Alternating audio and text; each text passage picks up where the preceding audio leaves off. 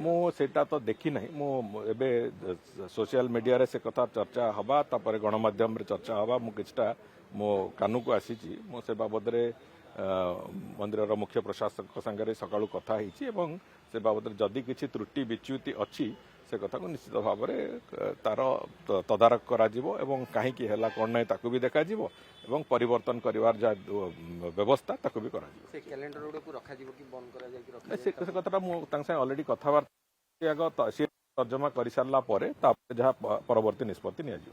ସବୁବେଳେ ସେଟା ଗୋଟେ କ୍ରମାନ୍ୱୟରେ କହି ଚାଲିଛନ୍ତି। ତାଙ୍କ ଦଳରେ ଜଣେ ଏକ୍ସ ଯଦି ଗୋଟିଏ କଥା କହୁଛନ୍ତି, ୱାଇ ଆଉ ଗୋଟିଏ କଥା କହୁଛନ୍ତି, ଜେଡ୍ ଆଉ ଗୋଟିଏ ତୃତୀୟ କଥା କହୁଛନ୍ତି। ତେଣୁକରି ସେ ତାଙ୍କ ନିଜ ଦଳ ଭିତରର ମତାମତକୁ ଆଗ ସମ୍ଭାଳନ୍ତୁ।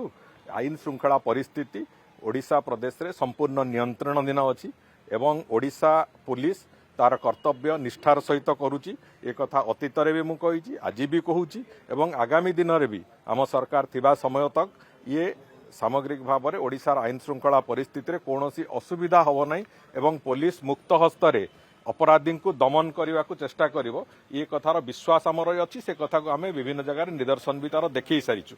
तेणुकर कहवा न कहवा सांगे मुझे भावुँ कि अधिक एभली एक विषय वस्तु ना जो कथार किसी रिएक्ट करवा कि कहवा वक्तव्य दबार किसी आवश्यकता अच्छी।